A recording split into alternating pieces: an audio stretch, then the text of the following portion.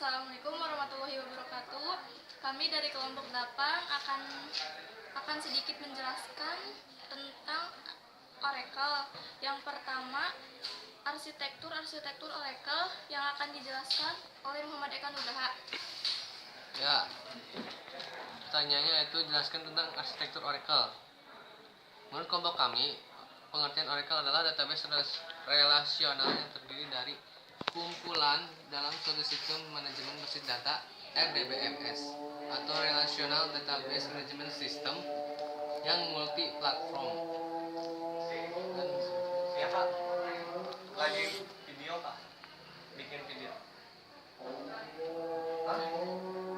Ya, pertanyaan yang kedua, komponen-komponen arsitektur Oracle yang akan dijelaskan oleh Muhammad Dafa Juliano Fahmi.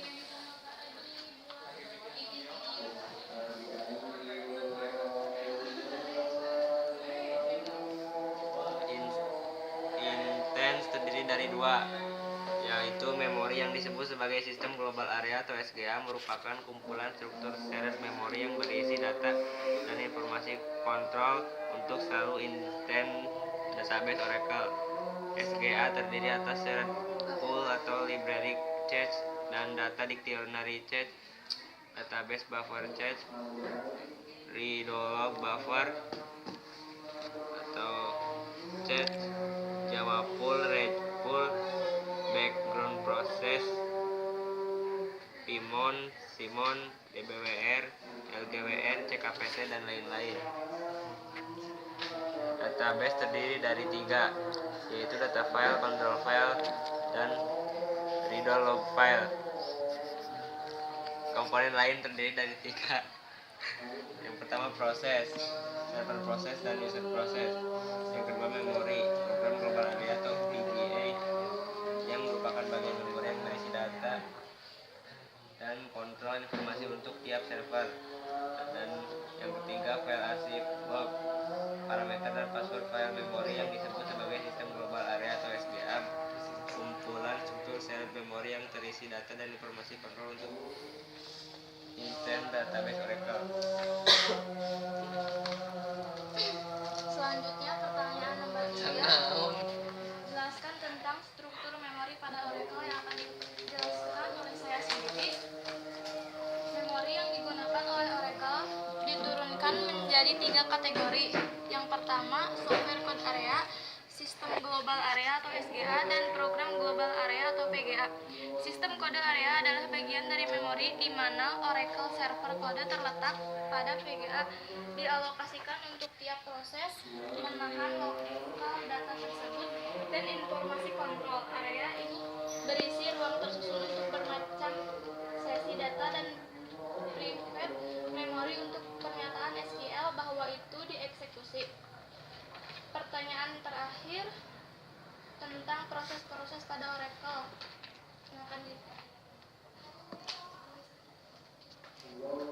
Ya, saya akan sedikit menjelaskan tentang user process. Maksudnya menjelaskan tentang proses-proses pada Oracle. Yang ke-1 yaitu user process. User process yang terjadi pada aplikasi user.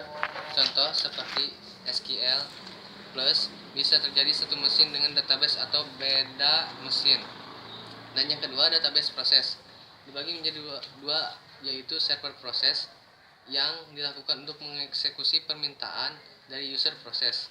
Yang kedua, background process dilakukan inheritance bersama dengan OS.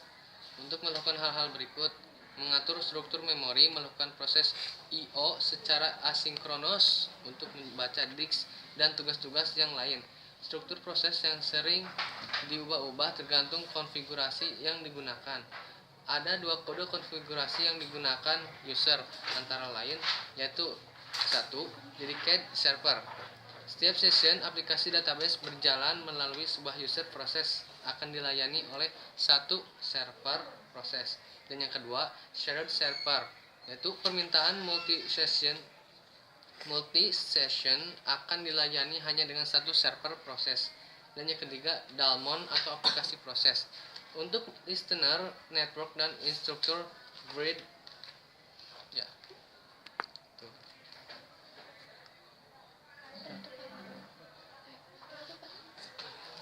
Demikian sedikit penjelasan dari kami, dari kelompok kami.